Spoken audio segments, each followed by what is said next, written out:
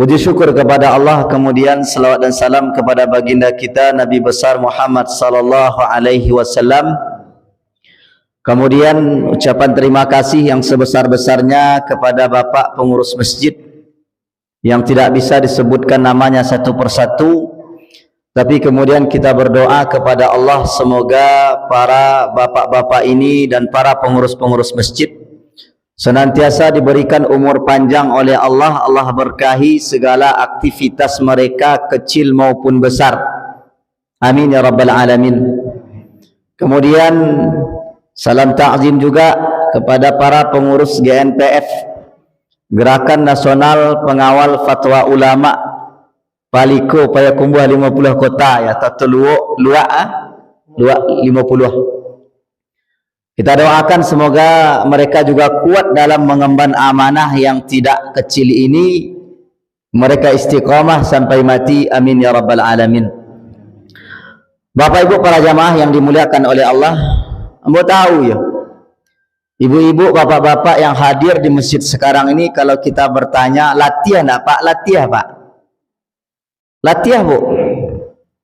Kenapa? Karena memang dunia ini tampak balatiah-latiah. Nah ada dunia kan sanang loh. Sianan mengecen orang yang karajonyo metong titi saja sanang Mbak. Tanya orang karajo di bank. Tanya Bu. Kan karajonyo metong titi saja tuh. Dia lama jadi apa tuh mah? Karajo manga metong piti. Tanya ke orang yang karajonyo metong piti saja dari pagi sampai pagi. Lapis latih Bu. Siaran mengecen makan tu lama Bu. Dia lama jadi orang tu ya, kerajonyo makan cirik lalok gitu Bu. Cuma ada orang suruh kerajonyo makan je Pak, latihan aku tu. Siaran mengecen lalok tu lama Pak. Oi lama jadi orang tu nak do kerajo je dah lalok saja kerajonyo. Cuma suruh orang tu lalok kat 2 hari Pak. Latihan tak? Latihan. Kenapa? Karena memang dunia ini tempat berletih-letih. Dunia aku sampai latihan Bu. Dan istirahat kita kapan? Bukan di dunia. Dunia bukan tempat istirahat. Dunia tempat berletih-letih. Tempat istirahat seseorang itu kapan? Ketika dia sudah meletakkan kedua kakinya di surga, baru istirahat Bu. Dunia ini bukan tempat istirahat. Kamu yakin mendengar pengajian latihan? Iya Pak. Ceramah latihan iyo, mengurus masjid latihan apa? Latihan iyo. Tapi sekarang masalahnya bukan letak di letihnya Pak, tapi untuk apa kita letih dan untuk siapa kita letih. Itu tema kita pada pagi hari ini. Letihmu untuk apa dan untuk siapa? Kenapa? Karena memang tempat istirahat bagi seorang muslim dan seorang mukmin itu cuma di sorga. InsyaAllah Bu. Kalau sadua masuk sarugo nanti insyaAllah di sarugo nak ada pengajian ada Pak. Diaman apa Pak? Besok masuk sarugo nak ada pengajian lah do. Nak ada gerakan subuh berjamaah nak ada lah do. Tapi kalau masuk sarugo Pak, kalau masuk neraka, Mbak latihan nak? Latihan nak? Latihan. Maka kemudian kita lihat ya, dari sekian manusia yang ada sebenarnya yang paling letih di dunia ini bukan kita Pak. Yang paling letih di dunia ini kalau kita hitung siapa manusianya, mereka adalah para nabi dan para rasul. Para nabi dan para rasul itu orang yang paling latih. Tidak ada waktu mereka untuk istirahat. Mereka selalu menghabiskan waktu mereka untuk apa? Untuk dakwah.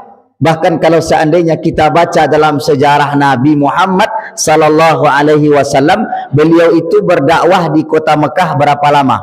Berapa lama Nabi berdakwah di Mekah? Kalau berdakwah di Mekah setelah turun wahyu 3 tahun, Pak. Berdakwah di Madinah setelah turun wahyu itu 10 tahun. Kalau Nabi usianya 63 nya Pak, meninggal 12 Rabiul Awal 11 Hijriah, berarti kalau kita hitung sampai sekarang kita sudah ditinggalkan oleh Rasul sallallahu alaihi wasallam 1447 kurang sabaleh sampai baleh 36, berarti sudah 1436 tahun kita ditinggalkan oleh siapa? Oleh Rasul sallallahu alaihi wasallam. Dan kita tahu Rasulullah sallallahu alaihi wasallam ketika beliau berdakwah 13 tahun di kota Mekah, itu ternyata orang yang masuk Islam cuma berjumlah sekitar 153 nya, Pak. Berapa orang, Pak? 153. Itu 3 balik tahun berdakwah yang masuk Islam cuma 153 orang. Berarti dalam 1 tahun sekitar berapa orang? 5 balik orang atau 3 balik orang. Berarti dalam sebulan seorang, Pak. Seorangnya 153, itu pun 83 lah hijrah ke Habasyah, sisa 70 orang tinggal di kota Mekah. Mereka lah nanti yang akan hijrah ke kota Madinah. Maka Rasulullah SAW ketika berada di kota Mekah itu dicemeeh, Pak. Salah satu ayat yang dijadikan bahkan diabadikan oleh Allah cemoohnya orang-orang kafir, Pak. Dan Nabi mengajak Abu Jahal masuk Islam, mengajak Abu Lahab mamaknya seorang untuk masuk Islam, tidak masuk Islam. Petinggi-petinggi kafir diajak oleh Rasulullah, dibawa untuk masuk Islam. Dah ada seorang lahnya nanio doh. Lalu kemudian terjadi perbincangan di antara orang-orang kafir di saat Nabi lah mendakwahkan mereka mengajak masuk Islam. Dicemeehnya Nabi di belakang. Jadi kalau ada orang kena cemeeh gini macam agama tu biasanya tu. Karena memang partai cemooh internasional itu partai yang paling lama berdiri di dunia, Pak. Nama partainya? Partai cemooh PCI. Rasulullah sallallahu alaihi wasallam ketika mengajak orang-orang tersebut untuk dakwah, apa yang terjadi perbincangan cemeeh mereka Allah abadikan dalam surat Al-Furqan ayat ke-42. Coba baca. Apa kemudian ungkapan orang-orang kafir Abu Jahal CS, setan-setan yang ada di belakang Nabi? Apa kata mereka? Ingkada la yudilluna an alihatina laula an sabarna alaiha. Apa kata mereka ketika Nabi mengajak mereka masuk Islam? Kecik mereka, sabanta ko Muhammad majak ambo untuk masuk ke agamonyo yang keceknya agamonyo agama Islam. Diajaknya ambo, ampi ambo sasek lecenya. Siapa mengecek, Bu? Orang kafir sasek mengecek Nabi Muhammad sasek. Kecik mereka, sabanta ko Muhammad majak ambo masuk Islam. Untung saja ambo sabar, kalau ndak sabar ambo lah sasek mu kini ko mah. Yang mengecek Nabi Muhammad sasek sia orang sasek. Paham, Bro? Hampir saja ambo sasek le. Untung ambo sabar, kalau ndak sabar ambo kala Islam agama ambo gini ko mah.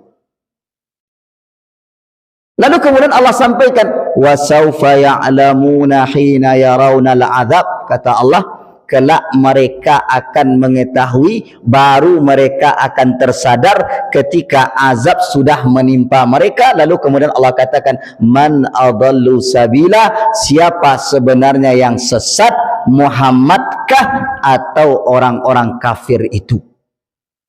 Artinya apa? Kita lihat orang-orang kafir ketika mereka tidak mau masuk Islam, sabar mereka, Pak. Sabar dengan apa? Sabar dengan kesesatannya. Maka kalau ada orang kafir itu sabar dengan kekafirannya, semestinya orang-orang yang mereka beriman kepada Allah mesti sabar pula dalam ketaatan kepada Allah. Kenapa? Karena memang dunia ini tempat berjuang, dunia ini tempat letih. Iyo, Bu. Awak tahu nih ibu-ibu kalau berjilbab siang hari itu angin. Iyo. Memang orang Batalanjang pakai baju KTB ndak angin, Bu. Tahu KTB, Bu? Tahu KTB? Ketiak baun. Namanya, Pak. Ada orang yang mereka itu dalam kondisi tidak pakai jilbab, diterik matahari panas, mereka panas. Orang yang ketika dia menutup aurat bagi perempuan sempurna, lalu kemudian ditanya, panaskah dia? Panas, Pak. Yang menjadi masalah itu bukan panasnya. Satu, panas, tapi kemudian panas yang dia tahan, dia bersabar dengan panasnya api neraka. Yang satu lagi, angeknya sabantanya.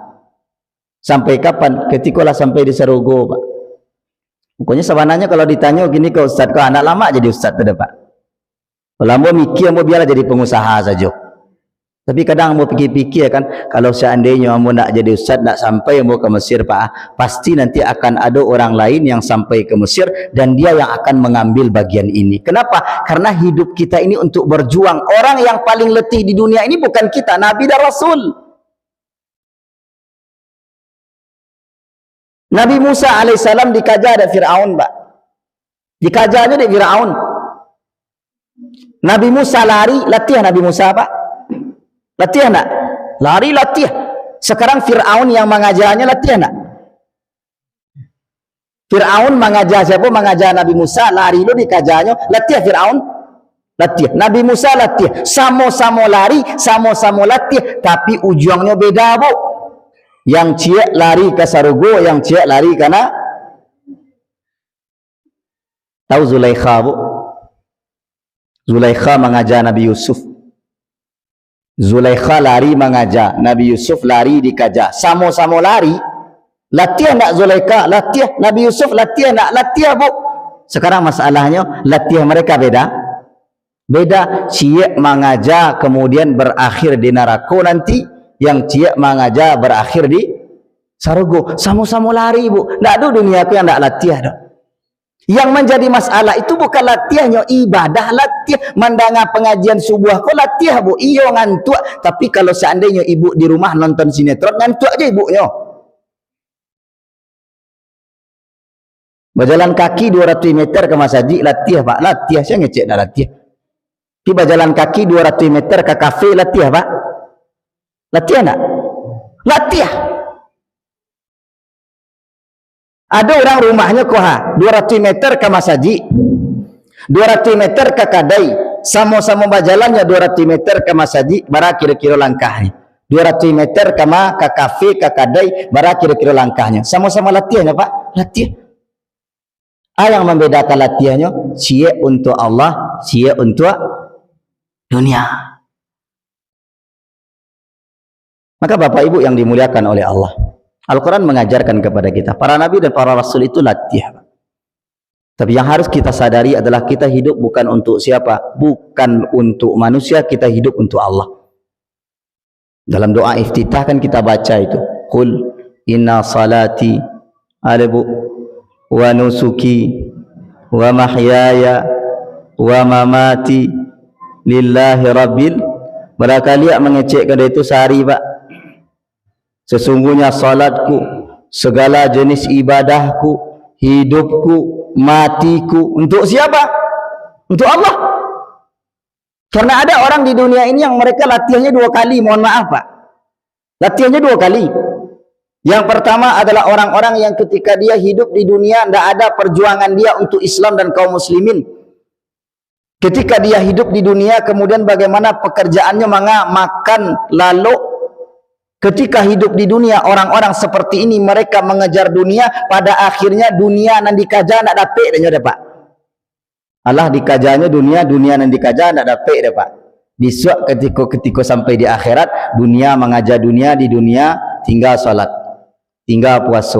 Orang boleh tu Pak. Ndak salat, ndak puasa, tapi terkadang kalau ditanya, cita-cita masuk surga Pak. Ada orang boleh tu kan? Lai salat Pak. Lain tak, labara umur ada 80, lain puasa, lain tak, cita-cita masuk surga. Nak kecen masuk surga tu bisa pakai orang dalam Pak. Bisa masuk surga pakai orang dalam bu. Bisa pakai ordal tak. Maka ada orang-orang yang nanti kata siapa, kata para ulama, letihnya 2 kali. Siapa mereka? Orang yang ketika hidup di dunia ini sibuk mengajar dunia, dunia tak dapat. Dari pagi sampai sore kemudian mencari pitih nan dicari nak lo banyak dapatnya doh.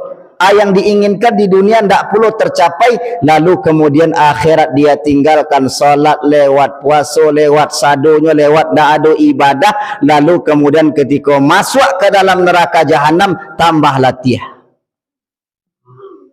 Ada orang yang latihannya sekali, dan mudah-mudahan orang atau jamaah yang ada di masjid kau latihannya sekalinya bu.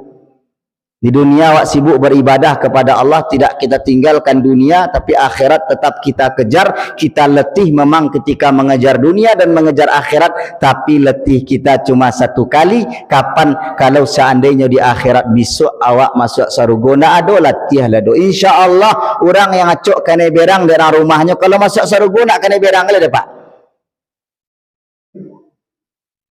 Kenapa? Karena memang surga itu tujuan akhir kita. Kalau dipikir-pikir latih, Bu. Warga Palestina sekarang mereka dibom, Pak. Pindah-pindah rumah. Itu sudah sampai 60.000 ya, Ustaz. Berapa korban sekarang itu? Ibu pikir mereka nak latih itu. Latih mereka, Pak. Yuk Savanta pindah, dibom, Beko pindah, balik dibom, pindah, latih. Tapi kemudian ketika mereka tahu setanyahu, tahu setanyahu, Bu? Tahu setanyahu? Iblisnyahu, yang kawannya Donald Bebek. Siapa nama kawannya, pencuareknya? Donald Bebek, Pak. Kalau seandainya orang-orang di Gaza itu mereka letih, disiksa oleh siapa? Oleh orang-orang Israel, maka ketahuilah setanyahu pun letih dia. Kalau seandainya ada orang yang ketika dia memperjuangkan agama Islam ini letih, maka ketahui orang yang mereka berusaha menghancurkan Islam, latih lo mereka, Pak. Sekarang masalah bukan kepada siapa, yang menjadi masalah untuk awak latih. Jangan sampai, mohon maaf Bapak Ibu, ada orang yang hidup di dunia kok, hidup itu kalah dek Jawi, Pak. Kalah dek Jawi. Ada orang macam itu, Pak. Aduh. Jawi itu mulai dari lahirnya tu sampai mati berfaedah hidupnya tu. Ya Ustaz. Tenaganya dipakai untuk membajak kulitnya di kerupuk jangik. Alih. Lagiannya untuk randang. Nya untuk pupuak. Tulangnya untuk sup. Kepalanya untuk alih. Banyak, Pak. Kita lihat ada orang yang hidup mereka itu lebih parah lah pada Jawi lah, Pak. Jawi ada manfaatnya untuk orang. Ada orang yang hidupnya tak bermanfaat, Pak. Tak bermanfaat hidupnya dah. Kerajonya menghancurkan Islam saja. Disuruh berinfak enggak, tapi buka kafe kerajonya. Disuruh haji, disuruh umrah enggak niwa pai dia, tapi ke Singapura sampai balik kali, Pak. Disuruh dakik ke rumah Allah, indak satu bangun masjid, indak piti banyak rumahnya 3 lenggek, 4 lenggek bangun masjid dah satu dah, Pak. Itu mohon maaf, kadang kalau ada orang mereka Jawi lebih berfaedah padanya oleh Jawi lebih berfaedah daripada dia. Kenapa? Karena dia tidak ada faedah hidupnya, itu tidak ada. Dia sibuk bangun rumah di dunia, tapi ternyata ketika sampai di akhirat tidak ada rumahnya dah, Pak. Maka kemudian Bapak Ibu yang dimuliakan oleh Allah, mari kita renungkan kembali. Tidak nak satu memperjuangkan Palestina, tidak ada masalah ke dalam Palestina, tidak, Pak? Tidak ada masalah. Tidak satu juga mendoakan Palestina, tidak ada masalah dalam Palestina. Kenapa? Karena orang Palestina itu adalah orang-orang yang sudah siap mati untuk siapa? Untuk Allah. Bahkan yang paling hebatnya adalah siapa? Ibu-ibu Palestina. Kalau kita melahirkan anak untuk hidup, ibu-ibu Palestina mereka melahirkan anak untuk mati, Pak. Kita melahirkan anak untuk hidup, ibu-ibu Palestina melahirkan anak untuk mati. Tahun 2014, sekitar 11 tahun yang lalu, ketika kita masih berada di Mesir, itu kan sempat terjadi peperangan beberapa puluh hari. Ini peperangan paling lama sekarang itu, Pak. Ada salah satu TV yang ada sekarang, Al Jazeera, pernah mewawancara ibu-ibu Palestina. Yang mana ibu-ibu yang diwawancara ini, dia punya anak sekitar 5 orang, kemudian mati syahid seluruhnya. Lalu kemudian ditanya oleh siapa? Oleh orang yang ada di televisi, reporter. Tanya kan, Bu, ibu sedih enggak anak ibu meninggal? 5 orang, Bu. Kalau yang terbaru kan Dr. Ala itu, Ala Najjar, beliau meninggal 9 orang anaknya. Dia punya anak 10 orang, meninggal 9, Pak. Nomor 2 sampai nomor 10 meninggal seluruhnya. Dalam satu kali serangan wafat seluruhnya. Kembali kepada cerita ibu tadi. Ibu tadi ketika 5 orang anaknya wafat ditanya oleh pihak reporter, Bu, sedih ibu anak ibu meninggal? Kecil ibu tuh enggak. Kenapa? Karena ambo tahu anak ambo lah menanti ambo di Serogo gini. Lalu kemudian ibu tersebut ketika dia lihat ada TV di depannya, kemudian dia berkata, hei kalian orang-orang Yahudi, orang-orang Israel, kalau seandainya kalian sekarang membunuh anak-anakku 5 orang, tahun depan akan saya lahirkan 10, katanya. Kecilnya, kalian bunuh anak ambo 5 gini, tahun besok 10 mulayan. Makanya kan biasa di Palestina itu lah ya kamba, bu. Di siku barang ada kamba 3. Ada kamba 3 di siku, tetanggamu ke rumahmu kamba 3, pak. Kamba 3 itulah dahsyat ya, pak. Di Palestina itu biasa kamba 7, pak. Para kambanya, bu, 7. Dan memang ternyata terbukti angka kelahiran setelah perang itu pasti banyak, pak. Jadi sebenarnya ketika kita tidak berjuang untuk Palestina itu tidak ada masalah. Kita berjuang untuk Palestina bukan untuk menyelamatkan Gaza, tapi menyelamatkan muka kita di hadapan Allah. Kalau seandainya Allah bertanya, hai fulan, berapa tahun hidupmu? Lalu sekarang, apa yang sudah engkau lakukan untuk Palestina? Jadikan hidup kita itu bermanfaat, letih, lelah, iya. Siapa mengecekan mencetak anak-anak hafiz Quran ku nak latih apa? Latih sebenarnya. Tapi kalau nak awak cetak anak awak jadi hafiz Quran, maka kemudian akan ada orang-orang kafir yang mencetak anak-anak awak hafal dengan nama-nama artis, pak.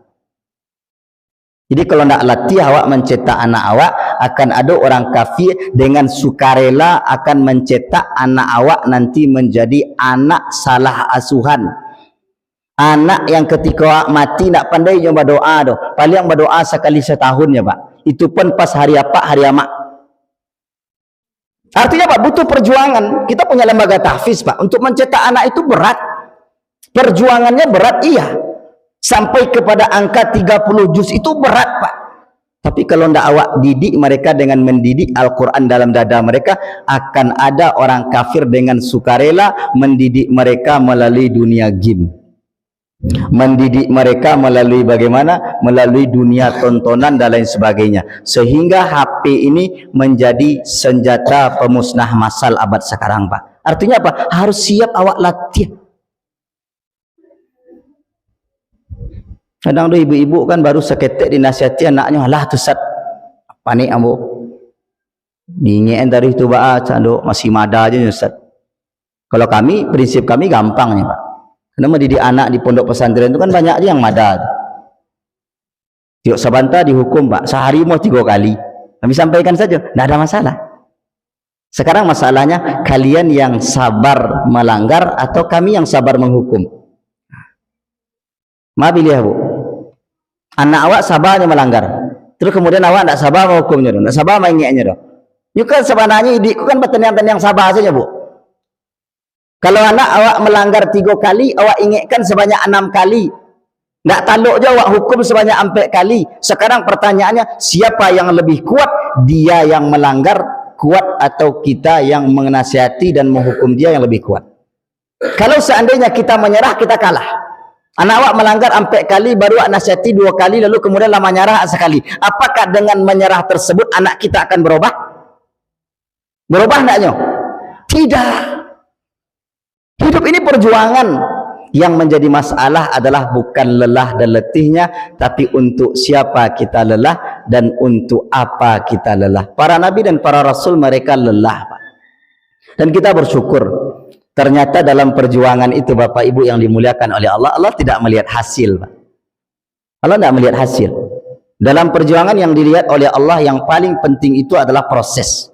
Kalau hasil yang dilihat, maka sekarang kita lihat banyak para ustadz, para da'i yang mereka itu sebenarnya lebih sukses daripada Nabi dan Rasul di zaman dulu. Nabi Nuh alaihissalam berdakwah selama berapa tahun? Berapa tahun Nabi Nuh berdakwah? 950 tahun, Pak. Itu pengikut yang masuk dalam dakwah Nabi Nuh dari 950 tahun itu hanya sekitar puluhan orang. Paling banyak di angka 100. 950 tahun berdakwah orang yang masuk ke dalam agama Islam waktu itu cuma sekitar 100 paling banyak, Pak. Berarti di angka setiap berapa tahun tuh? Kalau 950 bagi 100, Pak. Di per 10 tahun surang. 10 tahun surang. Kita ingat, Allah tidak menilai hasil tapi menilai proses. Sama mau dewa pergi ke Mas Haji gini, Bu. Ada orang pergi ke masjid naik onda, ada orang jalan kaki, mana gadang palonya? Ada orang kemari naik onda, Bu, ada yang jalan kaki, mana gadang palonya, Pak? Ada yang kemari jalan kaki dalam kondisi menengkak-nengkak, Bu, samurak. Usia lah 70 tahun, jalan kaki ke masjid nengkak-nengkak, Pak. Ada orang usia 70 tahun kemudian jalan kaki lancar saja, mana gadang palonya? Mana gadang palonya? Tak sama dah, Bu, yang nengkak-nengkak. Yang ciak nengkak-nengkak usia 70, yang ciak tak ada nengkak-nengkak, ada jalan lancar usia 70, sama-sama pergi ke masjid, gadang pahala orang yang menengkak-nengkak lah. Kenapa? Karena perjuangannya untuk ke masjid itu barik, Bu. Bau dua ketika sebelum salat subuh, bau dua ketika sebelum salat zuhur, mana gadang pahalanya? Mana gadang? Bakok subuh dingin. Solat 2 rakaat sebelum subuh, solat 2 rakaat sebelum zuhur, mana gadang pahalanya? Bakok gadang sebelum subuh, perjuangannya barik.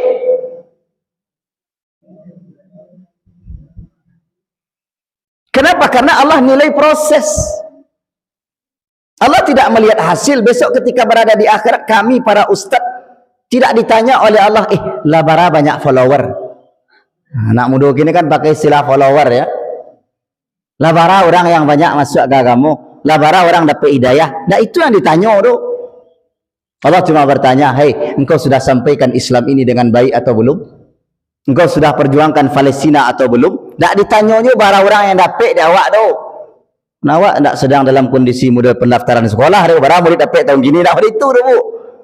Yang jelas disampaikan atau tidak? Apa kata Allah? Hal balaghta amla, lah disampaikan atau tidak? Kenapa? Kalau seandainya dilihat dari sisi pengikut, maka Nabi Nuh gagal, Pak. Anaknya sendiri dia masuk ke agamanya. Anak Nabi Nuh kafir atau tidak? Kafir, Pak. Jadi apa yang kita sampaikan pada pagi hari ini, yang pertama adalah masalahnya bukan lelahnya, tapi untuk apa latih. Apapun yang awak hadapi di kehidupan dunia aku, pasti latih, Bu. Pasti latih. Kenapa? Karena tempat terbaik untuk istirahat cuma di surga. Nggak ada lama di dunia aku. Sadonya masalah, Bu. Nggak babi ini masalah. Babi ini jawab, Pak. Ragu Pak menjawab ke mah. Nggak babi ini masalah. Lah babi ini lah babi ini ada yang mengecen tambah masalah. Nggak baranak masalah. Lah baranak masalah. Bini cie bini dua barik ke Pak. Bapiti masalah. Nggak bapiti tambah masalah. Ada, Bu. Nggak barumah masalah. Barumah kadang masalah. Tame SD masalah. Tame SMP masalah. Sadonya masalah, Pak. Nggak ada orang di dunia aku yang nggak punya masalah. Kenapa? Karena dunia darul ibtila. Dunia tanpa masalah. Kalau seandainya ada orang yang mengecekkan, oh enggak, kamu tidak ada masalah, itu masalahnya. Paham? Kalau ada orang mengecekkan, kamu tidak ada masalah, itu masalahnya. Merasa tidak punya masalah. Jadi kalau ada ibu-ibu, kamu alhamdulillah tidak ada masalah, itu masalah ibu. Merasa tidak punya masalah. Yang menjadi masalah itu bukan masalahnya, Bu. Kenapa? Karena dunia aku pasti latih. Dunia aku pasti masalah. Sekarang masalahnya kita untuk apa kita letih dan untuk siapa kita letih. Ada orang yang letih untuk dunia, ada orang yang letih untuk akhiratnya. Maka selalulah berjuang di jalan Allah ini. Isi aktivitas kita dengan beribadah. Berjuang bagi orang yang kaya, infakkan hartanya. Jangan sampai kalah dengan Abu Jahal. Abu Jahal itu sebelum perang Badar satunya sedekah tu, Pak. Coba baca surah Al-Anfal ayat 36. Innal ladzina kafaru yasudduna, innal ladzina kafaru yunfikuna amwalahum liyasuddu an sabilillah. orang-orang kafir ketika mereka diperintahkan untuk berperang sama mereka kepada siapa? Orang Islam. Sesungguhnya orang-orang kafir, kata Allah, mereka juga menginfakkan harta mereka untuk menghalangi dakwah Rasul sallallahu alaihi wasallam. Kenapa? Karena di perang Badar, perlu kita ketahui, itu kan perang terbesar itu. 319 melawan sekitar 1000 orang. Itu kalau kita tahu, kita baca sejarah perang Badar, itu orang-orang kafir donatur untuk perang Badar itu sekitar 2 balai hurang tuh Pak. Jadi untuk perang Badar itu donatur dari orang kafir 2 balai hurang. Termasuk salah satunya siapa? Abbas bin Abdul Muttalib. Siapa Abbas? Paman Nabi. Otaknya siapa? Abu Jahal. Bahkan mereka itu setiap hari akan menyembelih sekitar 9 sampai 10 ekor onta. Di perjalanan mereka akan menyembelih untuk bara 10 iku apa? Kalah korban awak denyo. Kalau 3 harinya parang bara tu, lah bara iku habis untuknya. 3 kali 10 berapa? 30. Setiap hari 10 iku untuknya dah biar untuk pergi parang melawan Rasul sallallahu alaihi wasallam. Maka kemudian Allah abadikan orang kafir sendiri pun mereka rela mengeluarkan harta mereka untuk apa? Untuk menghalangi dakwah. Sekarang ada orang Islam yang ketika dia punya uang lalu kemudian dia tidak mau berinfak di jalan Allah, besok hartanya akan ditanya oleh Allah, "Hei fulan, engkau lebih banyak kandang ayam." Si korang berayam randa. Oh, banyak kandang ayam kuah. Celiak kuah. Taluannya tu ha. Lapanik ayam tu bertalua setiap hari tu ha. Lapad dia ikuannya bu. Sekarang bertanya. Bara untuk agama Allah. Bara untuk agama Allah. Oh indah doa untuk nyekolah anak. Bara untuk agama Allah. Tanya sama Allah besok. Hei fulan. La barabiti. Alhamdulillah, ameh 3 waleh kilo di berangkas. Sekarang bertanya, bara untuk agama Allah berapa? Kenapa? Karena orang ini besok kalau seandainya dia punya harta lalu kemudian tidak ada hartanya tersebut digunakan di jalan Allah, maka harta tersebut akan kembali menyiksa dia. Hartaku 2 tanyanya. Dari mana dapat dan kemana di? Dan kemana di? Harta 2 Pak. Dari mana dapat kemadi? Hai fulan, bakok sampai rumahmu lebih baik, lebih rancak daripada Mas Haji. Apa tadi kok Pak? Aku selalu menyampaikan itu. Kalau ada misalkan orang Pak, Mas Haji sedang dalam kondisi pembangunan kuah, masih banyak yang harus ditimbun leh. Tu kemudian di sebelah Mas Haji, mohon maaf ya, mohon maaf, ada rumah gagah. Besok yang ditanya oleh Allah pertama kali siapa besok? Hai fulan, bakok sampai WC di rumah hangku lebih rancak lo pada WC Mas Haji le. Ditanya tu. Di rumahmu ada sekitar 6 baleh, 7 baleh kipas angin. Di Mas Haji kipas angin itu harus ganti misalkan kita. Ditanya oleh Allah besok. Yang ditanya pertama siapa? Orang kayu Pak. Orang kayu ditanya dulu. Ngat. Untuk di rumah siap membeli kipas sebanyak 8 baleh. Untuk di Mas Haji kepanasan orang sedang sholat. Tanya oleh Allah besok. Siapa yang ditanya? Orang-orang yang ada hartanya ditanya oleh Allah besok. Hei fulan, hartamu untuk apa? Saya bisa jawab, mohon maaf ya Allah, mau tunggakan banyak. Saya bisa dijawab itu Bu. Cicilan kredit banyak. Saya bisa dijawab pada itu. Tidak. Apapun yang kita dapatkan di dunia ini nanti akan ada LPG-nya. Kami pun akan ditanya sebagai ustaz besok. Ustaz, leba sampaian. Tasarahlah orang menerima atau tidak. Yang leba sampaian atau tidak. Supaya bahas, supaya Mas Haji rami. Supaya Mas Haji kok bisa kemudian tidak langang doh. Meramaikan Mas Haji kok tidak tugas pengurus doh Bu. Tugas siapa kok? Banyak orang menyalam pengurus Pak. Langang Mas Haji, siapa tu pengurus salah tu? Tidak ada pengurus salah doh. Siapa yang salah? Orang beriman. Coba baca surah At-Taubah ayat 8 balik. Innama ya'muru masajidallah. Orang-orang yang mereka memakmurkan masjid Allah. Siapa mereka? Man amana billah. 1. Orang yang mereka beriman kepada Allah. Bukan orang Islam, orang beriman. Ini usah bangga anakmu kadang badannya set. Acok tu karajonya mangga mendaki gunung Merapi tak boleh dah. Gunung Senggalang lampai balik kali tu. Tu tak tanya anak ibu yang lampai balik kali mendaki Gunung Senggalang tu, le dok ke Mas Haji nak. Gunung Segalang pek balik kali dakinya Pak. Masjid di muka rumahnya dilewati kan. Seluruh gunung sudah aku daki, masjid 5 meter muka rumahnya aku lewati kan. Nah usah bangga bu, anak ambo kue malih ke masjid. Kadang mau celiak anak-anak ketik-ketik kau ribut-ribut pada padian sajalah bu. Ingat saja elok-elok. Kalau masih anak-anak nak ribut kau nasihati yang berang Pak. Kalau mak-mak satu lo ribut kan. Kalau anak-anak ributnya anak-anak apa? Kamu termasuk yang tidak sependapat kalau seandainya ada orang yang menghardik dengan suara yang keras, sampaikan saja baik-baik, panggil mereka, kemudian kumpulkan. Tak boleh ribut di masjid doh. Kenapa? Jangan sampai nanti jadi ingatan buruk jangka panjang deknya. Mendidik anak aku latih iyo insyaallah. Latihnya. Duduk mendengar pengajian dari tadi aku latihnya bu. Jangan kecek nak latih. Ambo tahu ni ibu-ibu latih. Ambo mengecek lah barang ini kau latih lah mu sananya kau.